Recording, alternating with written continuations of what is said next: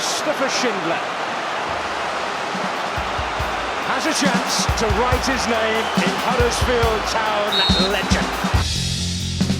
Arms with the flick, Johnson with the turn, Johnson with the goal, and the game turned on its head. Still trying to turn off for Makaliski, back on to Rob Edwards! What a goal for Rob Edwards! What a goal, Aaron Moy! An absolute thunderbolt delivered all the way from Australia!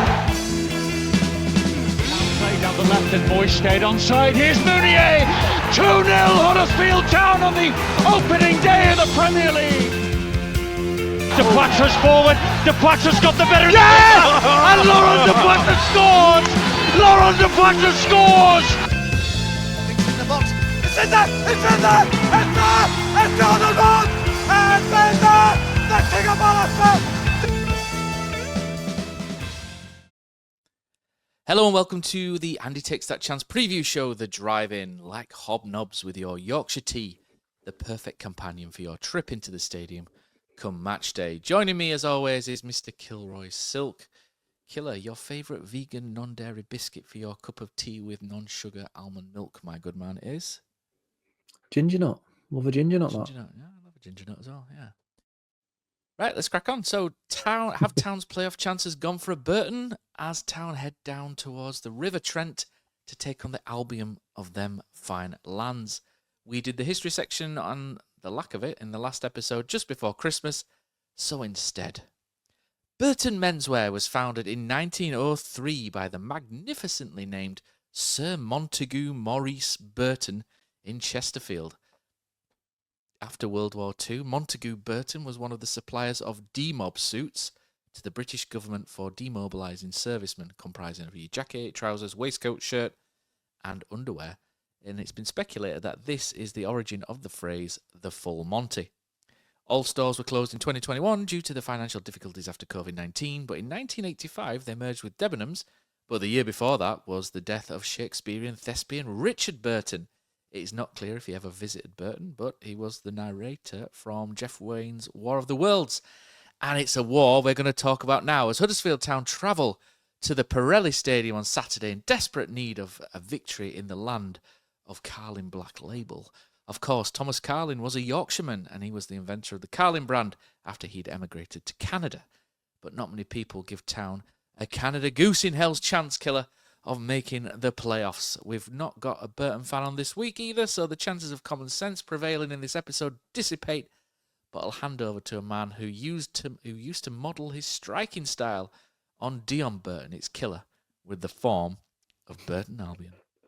Oh, before the form, I just want to say it's a bit of a pilgrimage for me going to Burton because I honestly, now Magic Rock don't sponsor us, Matt, I feel like we can talk about other brands available to drink, and I love Carlin. And now, whilst the most recent, no, let me just go at it here, right? One of my favourite memories ever is as a kid, I was 15, 16, I used to go fishing down at Fennybeck at Waterloo, right? And we'd go into Morrison's before, and me and my mate Edmund Roder, and we'd get a couple of 4-packs of Carlin and go sit there and fish. And whilst I'm vegan now, I wasn't always, and would sit fishing for brown trout on the river with a few Carlins all year round. And honestly, Matt, best times of my life, that I loved it, absolutely loved it. And it was the Carlin that we used to just put in the river just to cool it down, just to make it that extra fresh before they change it to the 3.8% or 4% or whatever it is now. When it were proper, when it were a proper beer. Well, I know that's tenuous, but anyway, I love it. I absolutely love it. And we couldn't get it in Brisbane. We could get the Canadian version, which is pretty similar, but couldn't get Carlin. So when I came home and had it for the first time in 12 years, I was very disappointed because it's not quite what it used to be. But it'll be nice to make the trip anyway, Matt, just to see what the home of Carlin's really like. But form-wise, it's not quite as exciting, unfortunately. Burton, as of today, still have the worst home form in the league when it comes to the entire season. And you're thinking, oh, that's fantastic, that's brilliant. Charity. Well, but unfortunately, Matt, recently they've done much better.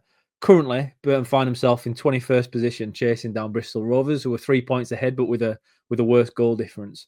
They were miles away. Just on New Year's Day, they were 8 points away from safety, bottom of the league. But Gary Bowyer, who joined them in just before we played him in December, I think, he's turned a corner with a team that nobody really fancied.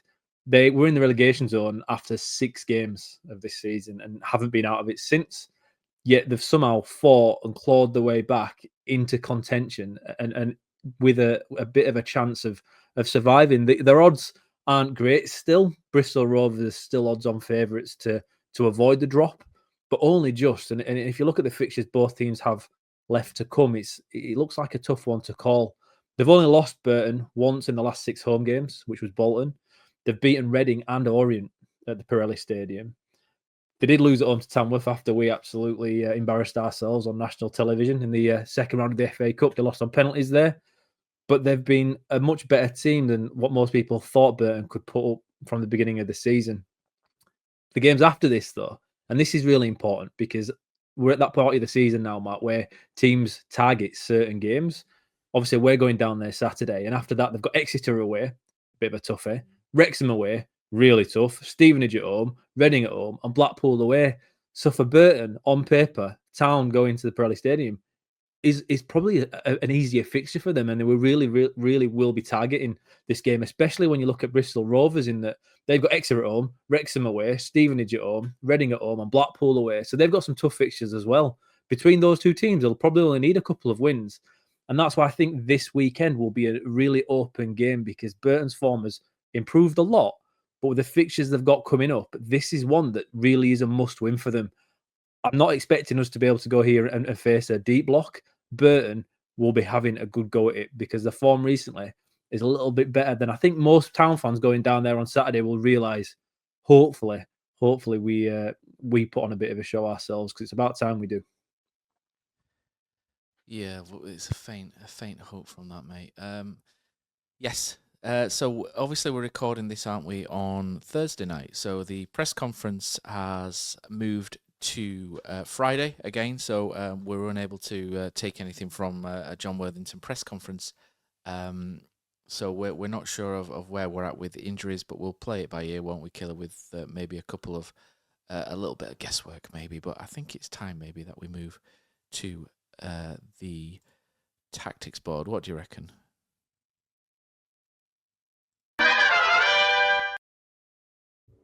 Okie doke, to the tactics board we go. And Huddersfield Town will be coming up against Burton Albion, not Dion Burton, Richard Burton, or Burton Menswear, although probably chances of beating any of them are equal. So Burton have been going for a 3-4-3 lately, Killer. So a nicely spread 3-4-3 allows a lot of width and allows you to get sort of attack those half spaces between, attack and our defence and midfield, which could be an interesting tactic for them because we are kind of weak in that area, or can be weak, or previously were without David Kasumu, but he's obviously back in the side at the moment. So Burton's team, Crocombe usually plays in goal. He's been there a little while. They have a back three of Godwin Malif, who plays a right centre-back, a little bit of pace. Jack Armour plays in the middle, and Sraha plays as a left centre-back. Nicely balanced for, to say the fourth bottom of the division. It's not a bad balance there. The wing-back, they have Lofthouse on the right, Dodgson on the left, McKiernan and Chalker in the middle. They sent their most... the best player, according to FootMob, in terms of FootMob ratings, the man who created the most chances, Elliot Watt, he's gone on loan to St Johnstone in the January window, which was a bit of a surprise, Killer, because when he's struggling up against, you don't tend to want to lose your best players, and they sent out Danilo Orsi as well, who did very well with Crawley last season. He's gone out on loan to MK Dons. So they were quite two surprising moves, especially if it's on loan. Orsi was the top scorer at the time as well, so that was a strange move to sort of drop a division. But Choke is coming to midfield, and then the front three is Webster, who scored the absolute fluke against us at Christmas, which was a ridiculous fluke. Larson's playing on the left of the front three, and then a man that I really like, Ruman Burrell, is playing up front, and Burrell is the now top scorer after Dinalos is gone. He's a 24-year-old striker, and he's never really done much in his career until he moved to Scotland. So he started his career at Middlesbrough in Middlesbrough's youth system, played in Middlesbrough's under-23s, had a loan spell with Grimsby, some ridiculous non-entity called Bradford City in 2021 as well. And he's never really broke through at Middlesbrough. He had a little loan at Kilmarnock, and then Falkirk, where he went on a free transfer in 2022, and he scored 12 goals in 39 games, which is decent for a speedy striker who likes to get in up and down the flanks as well. And then he had a free transfer to Cove Rangers, and Cove Rangers were, if people haven't heard of them, there's them and Celtic Hearts that kind of have a little bit of money up in Scotland for the lower level, which is really strange because the two football clubs have always been like Scottish non-league and not really anything in particular, but they're now finding themselves, in the sort of upper echelons of League One at times in Scotland. So they're not bad clubs now. So Cove Rangers, he got 24 goals in 42 games in the 23-24 season, and that alerted Burton Albion, who signed him in the summer. And he's got 10 goal contributions this season, 10 goals and assists, and that's decent. He's quite small, but he's quick. He's got 8 goals, 2 assists, and he was a real threat against us at our place as well. And I think he's the danger man through the middle. The pace of him is going to be something that we're going to have to watch. He's not particularly big and strong, so he's genuinely a small, nippy kind of striker, but he's technically quite good as well. And he was the one who set the goal up at our place as well just before Christmas. And people remember Mikael Helik scoring from Ben Wiles' cross into the box right at the end of that game, which was probably the last time we've looked like getting something towards the end of a game. He's the one I've picked out, killer, that could do it. And you look at how Burton play, the majority of their goals come in open play, 66% come in open play. They've scored 9 goals from set pieces and only 5 from counter-attacks. They have conceded 17 goals from set pieces, so they were weak there. Town are not strong in terms of set pieces anymore.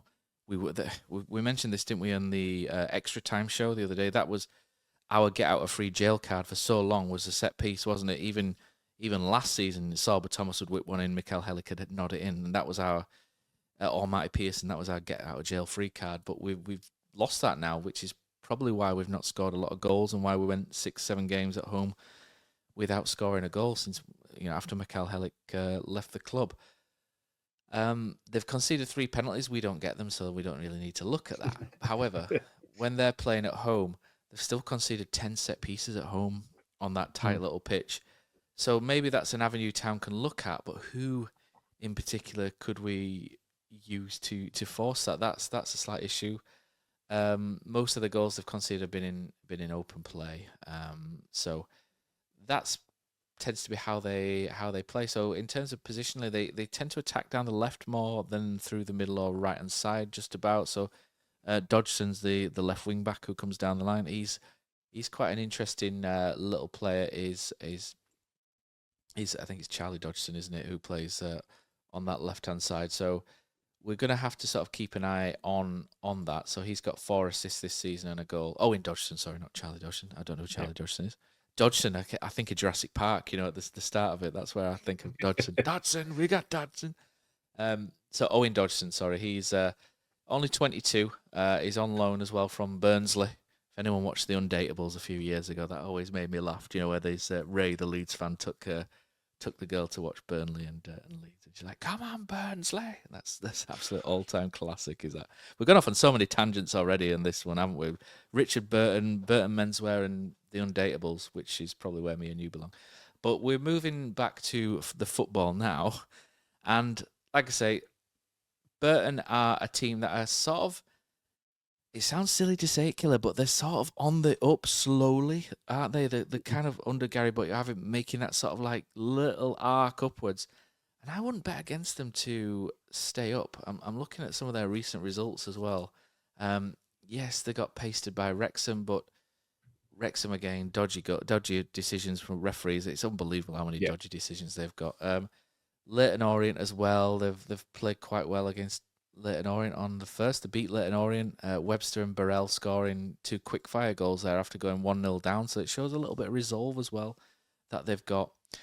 Stockport County as well. They played Stockport recently. Only lost 2-1. Larson scored quite late on to make it 2-1. Stockport were down to 10 men, so they were clinging on a little bit. And you look at the graph as well during that game against Stockport. And we know how good football Stockport play, but Burton have dominated large parts of that game from sort of half an hour to half time, and then in the second half until the hour.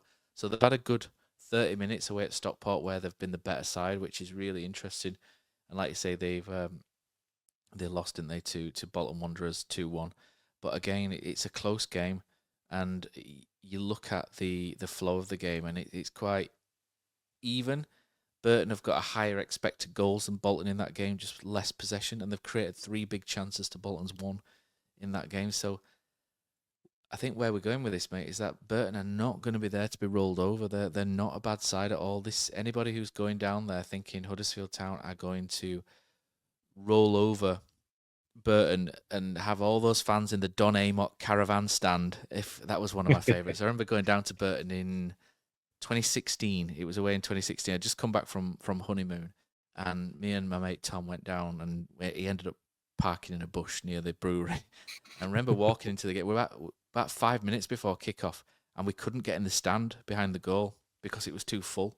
I mean, I don't think there'll be any problems with that on Saturday, but we couldn't get in because it was too full, and we literally had to peer around the corner to get in. And then when people came out to get a beer, we could sneak in at the back.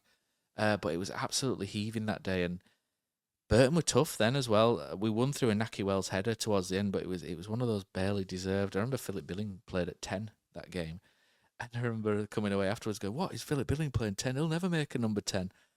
And then we saw him at Bournemouth, and he was one of the best 10s outside the Premier League, wasn't it? So we've gone full OTM on Philip Billing there for anyone who remembers him down at the Mac. Burton, good side. So that is what we expect from them. The 3-4-3, very finely balanced, and Burrell up front is the danger man for us. And the 2 midfielders will create and be energetic. So it's a well-balanced team. So how will Town play? Town have kind of gone with a 4-2-3-1 recently. And I don't see Worthy moving from that killer. Nope. I think what we'll see Lee Nichols in goal. Chapman has signed a new contract. I don't think there's anything in that he'll sign a new contract and play. I don't think that's what's happening there. I think Nichols will continue. The right back, Sorensen's coming for some stick online for his performance against Wycombe, but I thought it was all right, to be honest. I didn't think he was brilliant, but I thought it was all right. End product, maybe not amazing, but I think he'll continue at right back. I think against a wing back, I think he'll be fine. It's usually when there's an overlap on that side, we kind of struggle. And on the other side, I think he's going to go. He's recently rested both Karoma and Balka, and I just wonder if Mikael Miller can play 3 games in a week after not playing for 4 months. His fitness was incredible, wasn't it, against Wycombe, and when he came on against Mansfield. So it wouldn't surprise me if he did go with Miller again, but it also would, considering he's kind of looking after players as well. Worthy, obviously, similar to David Wagner in that he's got that medical background as well. Wagner did the whole biology thing and human biology and movement, etc., whereas John Worthington's got the physio side of the game. So I imagine he'll be aware of that. But I imagine Balker will come back in alongside Matty Pearson, so you'll be looking at Balker maybe on the right and Matty Pearson back on the left, because they switched over, didn't they, against Lincoln, I think it was. And that allows Balker just to bring it out. But Balker and Sorensen on one side kind of feels a little bit light in some ways, which might mean Josh Ruffles moves to left back, and then it allows them to rest Mikael Miller, potentially. I think that may be what he'll do. I think Ruffles will probably play left back, and then it'll be Balker, Pearson, and Sorensen on the right hand side. Kasumu, I imagine, will play midfield. I might be surprised if he drops Jonathan Hogg, because I thought Hoggy was good against Wycombe. So again, goes back to minutes and managing minutes. Would you want to play 36-year-old Hoggy? Again, I don't really see why not. It's kind of one where him and Kasumu kind of fit, because it's going to be a battle. It's going to be tough. So I wouldn't be surprised if they do that. I think the man at danger from being dropped is Anthony Evans, if we're being honest. I think he didn't do enough against Wickham when he came in. So Ben Wiles, for me, would probably play number 10. Ruskin probably keeps his left wing position, and then I think he brings Callum Marshall back in, and then Callum Marshall plays quite close to, I think it'll be Dion Charles again, because Dion Charles had a good game against Wickham. And by keeping Callum Marshall quite tight, that will create the space for Sorensen then to overlap down the right-hand side, which we've been seeing anyway, haven't we, in the last few games. That seems to be one of the key tactics that the right winger, whether it's Chirua or Ben Wiles on Tuesday, or previous to that, Callum Marshall, would get quite close to the striker to try and create almost a partnership or a two. And then Sorensen comes and flies down the right-hand side to create that overlap, and then the defence can shift across into sort of a 3, and Balker can sort of mop up with his pace from the right-hand side. So, like I say, it is a little bit light, Balker and Sorensen on that right, but it also makes sense in that Balker's got the recovery pace where he can then move into the space vacated by Sorensen and maybe intercept anything that comes through from that side or any diagonals that come that side. So I imagine, mate, that's how they will line up. I'm not sure if you've got any advances. So just for people listening, and to make that clear, I think Town will go 4-2-3-1. I think it'll be Nichols. I think the right back will be Sorensen. Balker, Pearson at the back. I think Josh Ruffles will start at left back because of the 3 games in a week for Mikael Miller might be a bit much, although his fitness has looked incredible. So it wouldn't surprise me if Mikael Miller did play, because he's been a huge threat. And I think he will play some part at some stage. Midfield, I think you've got to be brave to drop Jonathan Hogg after Tuesday. I mean, Worthy's brave enough, he can do it, but I think Jonathan Hogg deserves to keep his place next to Kasumu. Ben Wiles, left side Roskin, right side Marshall, striker Dion Charles. Any advances from Mr. KS? No, I think Miller will get the nod at left back, Matt. I think he's played a full. Did he play the full game on Tuesday night? Did he play all of it? No, I think he went off. Yeah, I think he'll start. I think he's been quite refreshing him coming back with his pace and directness. I think the rest of the team as is, but I think it is important Chapman getting that new contract, Matt. And whilst I don't think it's relevant when it comes to who's going to get the nod on Saturday, to me, I think it suggests that he's going to be number 1 next season. And I know this is, again, off on a bit of a cosy tangent here when we're going through the lineups for Saturday. But Chapman came in, did a really good job. People thought it was a little bit unfair that he was dropped. Not us, but a few people thought that. And I think when you've come in and played as many games as Chapman has and done all right, it's unlikely you're going to sign a new contract unless you promise first-team football. I think that's something to keep an eye on that I found quite interesting. But coming back to the starting lineup for Saturday, Huggy's got to play, Matt, because with a 3-4-3, if Sorensen and Miller push their wing-backs back as it's designed to do, what can happen then is they've got extra guys running through the middle. And now if Hoggy's in there as that defensive central midfielder, he can then drop as a third centre-back if necessary. I think having him in there gives you so much more flexibility to allow Sorensen to get further forward, and same with Miller on the other side. I think that's really, really important, and actually probably the most important selection in the team. Normally, you'd expect Hodge to come back in at this point. Hodge has kind of come in for a few games, gone out for a few games, in, back, and whatnot. But I think for this one, Hogg's got to be in there and got to be that guy, just as Ben Wiles has got to get back to 10, because we spoke about it so many times. He's just not a wide guy. I feel like him and Ruskin have got a nice little partnership going. They looked good last week. We've decided to split them up on Tuesday night, and as you spoke about on our Patreon episode, you understand it because you wanted him. You think he's a little bit better out wide than maybe Evans could be. To me, Evans and Wiles still can't play together in the same team, so one of them's got to go out. Evans has performed lesser this season for me, and I'm quite surprised Marshall's kind of just dropped out of the starting 11, to be totally honest, because up until recently he was probably our best striker, wasn't he, Matt? He was one of the first names on the team sheet, and through no, I don't think, form of his own as he found himself on the periphery a little bit. Maybe it's just resting him. I think maybe he did play for games, yeah, and he in international stuff. I get that. But Dion Charles has got to start as the 9 because I thought he was really good the other day, and I'm looking forward, Matt, to seeing Charles and Marshall play together. Especially with Charles, with this new emphasis, having gone to watch Bolton and remembered how to play football, he's really looking all right again for us. So it'd be quite nice to see him and Marshall pressing together, with Ruskin as a wide left. I think that's something that has to be given a go this weekend. So my team is as is yours is, just with Miller definitely getting that start over Ruffles. But I do understand the suggestion that it might be Ruffles. Yeah, so that's it for the tactics board, and we're gonna have to move on to some predictions now, mate. What have you got?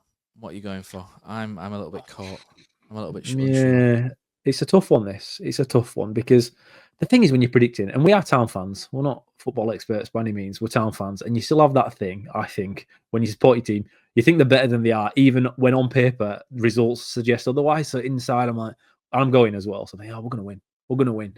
But if I'm looking at it from, if I try and step back and look at it from outside, it's gonna be a tough game for us. We are very much out of form. We are going through a confidence crisis. The players look like they're not that interested, especially when faced with adversity. Again, something we've said for years now. And I think Burton are fighting for their lives. Gary Bowyer, like you say, Matt, Burton have become a team over the course of the season that have learned how to play football the way they can due to the players that they've got available to them. And they've become really hard to beat, and they've grown into the season. And I know it's relative. They're still down at the bottom, but they're doing really well. And the confidence in their squad relative to where they are is good. It looks good. You can see the results they're having. They're not getting battered by anybody, whereas we're having games where it feels like we are getting battered. I think Burton will be really, really up for it. And I still can't sit here and say we're going to lose, but I don't think it'll be an easy one for us. So I'll go with a 1-1 draw, Matt, but be a 1-1 edging towards a defeat, not a 1-1 edging towards a victory, if that makes any sense. And I'll go with Dion Charles to score. I'm in a similar place to you. I think the first goal's critical in this. I know Burton can come back from a goal down, but I don't think we can.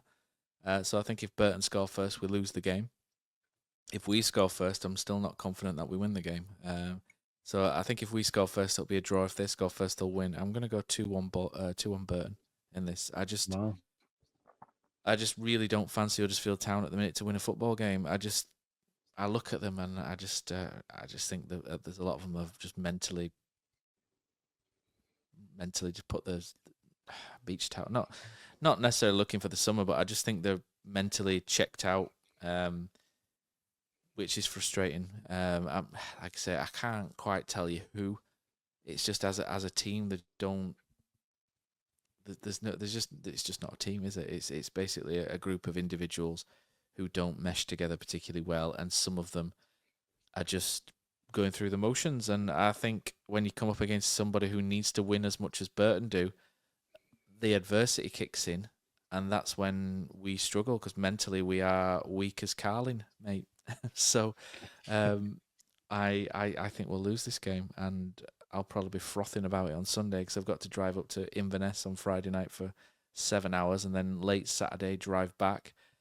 Get up early for my kids' football game, take him to gymnastics and all that, and then I'll be ready to be incredibly happy come Sunday night when we do the podcast. So it's going to be a fun weekend for me. I don't know if I'll see much of the game, so I might have to lean on you guys a bit for this, because we've got a family thing that we need to go to Inverness for. But let's have a look at what our lovely Patreon subscribers, and we love you guys on Patreon for subscribing, every single one of you, whether it's free, whether it's paid.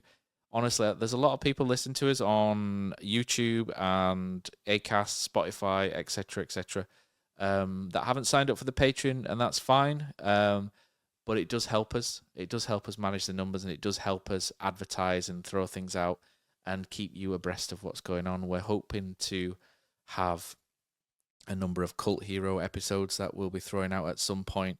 The way that you'll find out about that first is through our Patreon, throughout the notifications that come on Patreon, whether that's via email or via the app. So you'll hear that first on there. And I've just received word that we will have a very popular ex-Town player up as well, which will be really good. That's if it comes off, touch wood. So, Patreon, Andy K, the K-Maker, the Barnsley boy, he says, I've said, let's have your predictions for the game. And Andy K says, I predict I'll be pissed off with Town, still at 5 p.m. on Saturday. On the field, a lucky 1-0 win off Wiles's backside in the 95th minute. Woolshaw says, I'm going to go for a 2-0 Burton win in the hope that my negativity is counteracted. I've certainly got no more scientific idea how I think we'll do. Aidan Grover says, 0-1 Burton. Hate to keep going with losses in my predictions, but they have more to play for than us. Barry says 1-1, which won't help either club, but hardly anyone will be watching as no one cares anymore. Mark Harrison says Burton have accumulated more points than us in the period since we last played them. Wow. Their current manager has galvanised them. We will need to get some end product to our game, and unfortunately, it just feels like an incoming 0-1 and more despondency. Colin Fronchak says, a Burton win, they want the points, and we have zero desire or leadership to cope with the side scrapping for survival. Dan Peckett says 1-1, but Burton will want this more than us. Joanne Parker says, another loss incoming, they'll want it more. Aaron Wood says, I think we'll win this one just to give us that little glimmer of hope before it's wrenched away again at home to Cambridge. 2-0 Charles to get both. And then Ben Williams says he's praying it'll be like the promotion season. Last minute winner, 1-0 to Town. What a night that was. Vividly remember going mental to my dad about Danny Ward taking a throw in. I was in year 5 and absolutely loving it. Got home at around 3 a.m. for school at 8:30. Where do you live, Ben? It's not that far. So I think he might live down near Portsmouth, actually, Ben. So it's a fair trek for him. So that's from our Patreon guy. So thank you very much for that. We're thinking, me and Killer are toying with the idea of moving the Patreon community to a Discord server. There's been a bit of a fracture, hasn't there, with Down at the Mac, and there's been a move to Discord from a number of members on there, and it might fit quite well with that if we create a Takes That Chance server. I just need to look into that a little bit more before we do that. But again, I'll let you know on the Patreon if that's what we do. Okay, so finally, mate, let's have a look around the grounds because we need to have a look at what's going on in League One this weekend. Currently, Crewe Alexandra are throwing everything away in League Two and falling out of the playoffs as they're losing 3-1 to Cheltenham, or 3-2 now. Crewe have just scored. Crewe pissed me off a lot on Saturday because they failed to beat Bradford City. Bradford City went top of League Two, which is wonderful. So on Friday night, it's just a League Two game, Notts County and Salford. It's depressing, it? We're talking about that rather than the Burnley versus Norwich game. Saturday the 12th, we have in League One, Wigan versus Wrexham. And Ryan Lowe's not made that much difference, has he, to Wigan? When you look at managers, I remember talking to you about this before Christmas, and we mentioned it might have been you. I can't remember because I'm getting old. But we mentioned Sean Maloney and the merits of Sean Maloney as manager, and some of the things that he's done. You know, his international experience, hasn't he? I think he was at Belgium with Martinez, was he, at one point? Mm-hmm. He's I know a lot of Town fans will be completely against the idea of Sean Maloney as manager, but I think the point was that he could do better than what Wigan were with the 4 million wage bill, and if he had something in his hands, he could build something. I think Sean Maloney, I think he's got that ability. Absolutely. I think he's very similar to David Wagner how David Wagner was with that 4-2-3-1 and the wide men pressing and the number 9 drops in, etc. I think there's a lot about him to like. I'm not saying I want him as the next Town boss, but if it happened, I probably wouldn't be as against it as the majority of Town fans would, because they'd just see an ex-Wigan guy, wouldn't they? But for me, Ryan Lowe's done no better, and he was a championship manager. They're playing Wrexham. I expect Wrexham to go on and win. Disney FC, blah, blah, blah. Dodgy penalty, which never was, or something like that. Wrexham to win that one. Wycombe Stevenage. I think Wycombe will win that.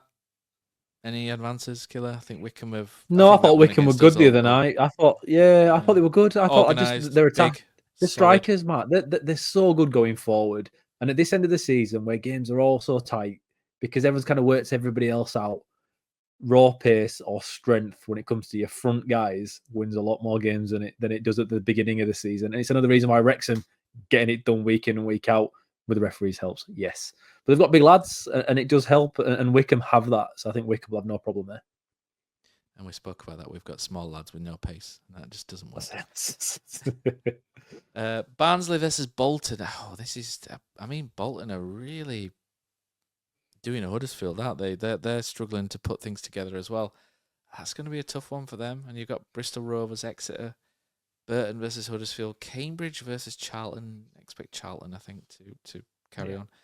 Crawley versus Orient, Lincoln versus Shrewsbury, Northampton Town versus Reading. And do you know what? I think Northampton Town could potentially beat Reading. Reading, I still think Reading are crap. I do. I honestly do. Apart from the midfield and the one centre-back, I just don't think Reading are particularly good. And I think it's an indictment of how bad our season is if they finish above us. I'll be very happy for them because of all the stuff they've gone through. But I'll be absolutely livid that they finished above Huddersfield Town when they've had about 8 players all season. They've gone full Jacko mode over there, and they'll be talking about this season and how amazing it's been for a long time, I think. But I think Northampton might beat them. I think Northampton have picked up a little bit. They probably just need another win or two just to keep them above that bottom 4, and I think they might do it. And what will be really annoying is if Northampton beat Reading and Barnsley get something against Bolton and we fail to win, that'll just be, I think that'll be... But if we win and get back in the playoff fixture, I don't know if I'll be more annoyed at that because I'm becoming accustomed to the season being over.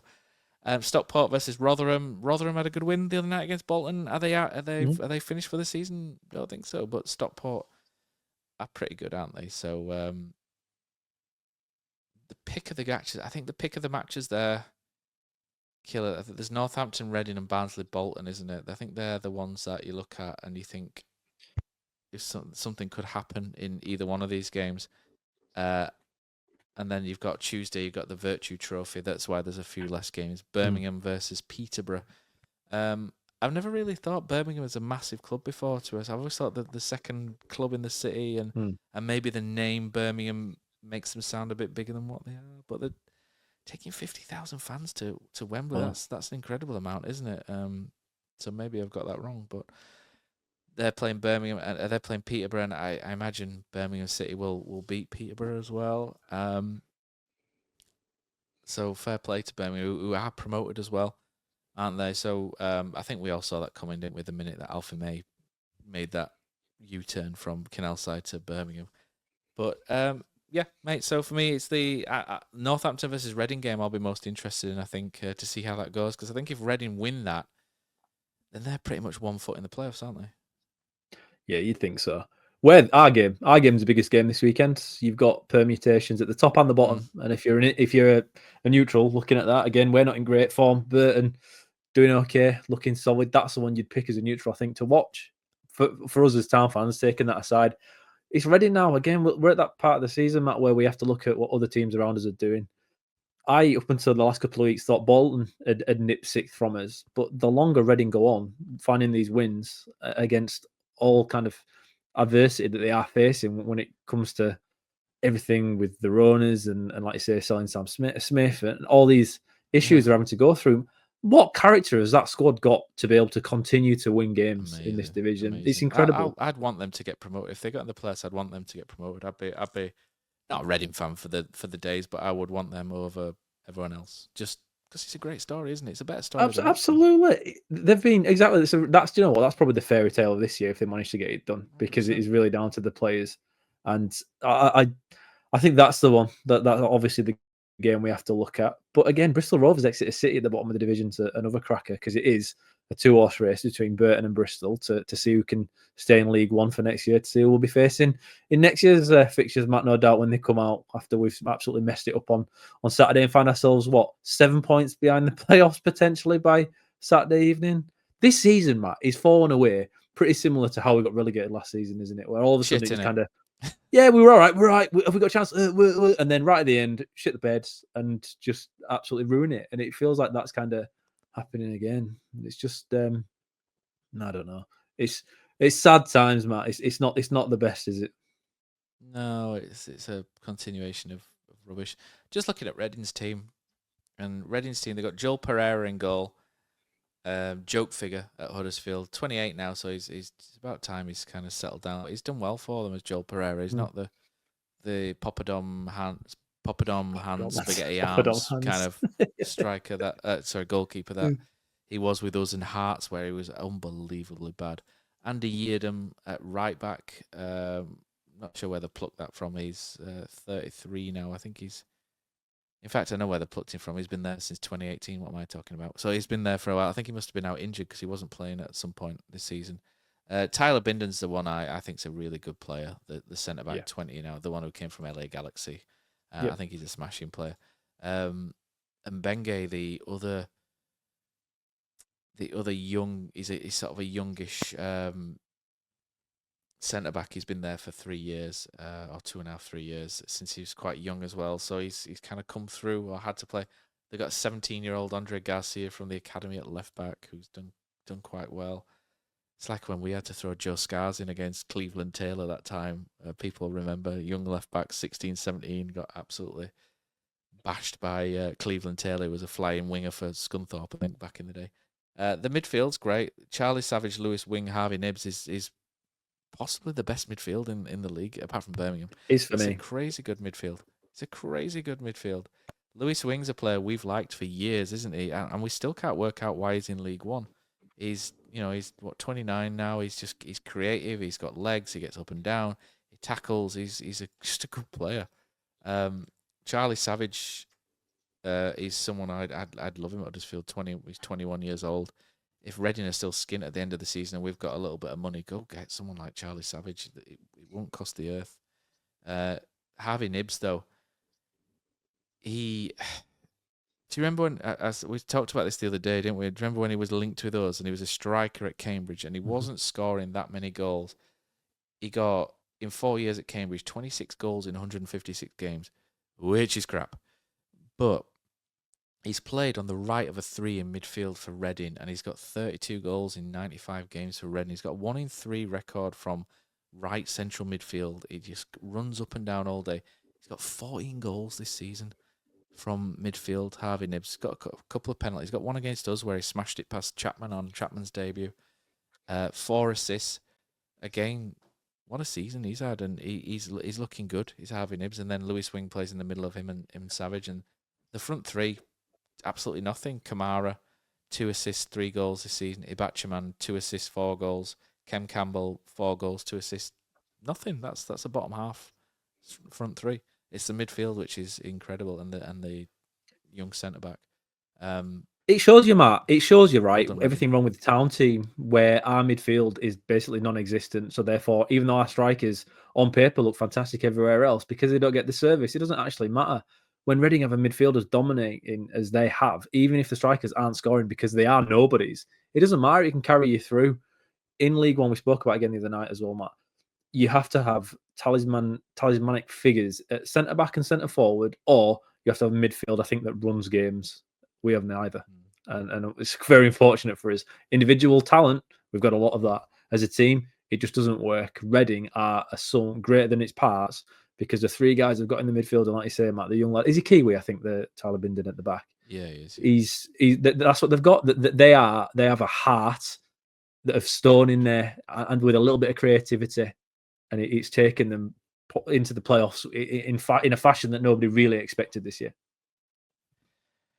Yeah, fair play, Reading. I think we're becoming Reading fans slowly, aren't we? That's it. Oh, that's it. We'll just wear our shirts on side. It'll be fine, man. Yeah, just and that's all we've got time for this week. We've managed to eke this out for 40 minutes, mate. So, yeah, we're not predicting great things this weekend. Thanks to everyone for the Patreon. Sign up if you can.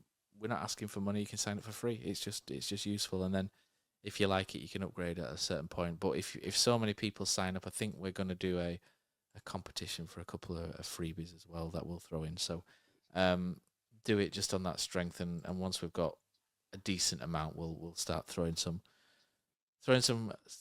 prizes around. But that's it for this week. The music's playing. Let's call it there, mate.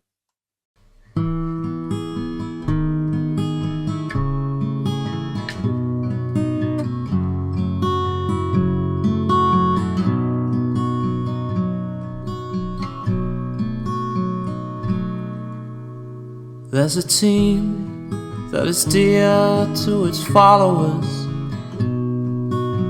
The colours are bright blue and white. They're a team of renown, they're the pride of the town, and the game of football is their delight. And all the while upon the field of play, thousands loudly cheer them on the way. Often you can them say, who can beat the town today? And then the bells will ring so merrily, and every goal shall be a memory.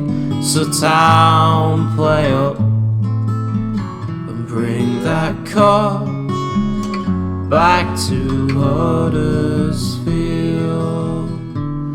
So town, play up and bring the cup back to Huddersfield.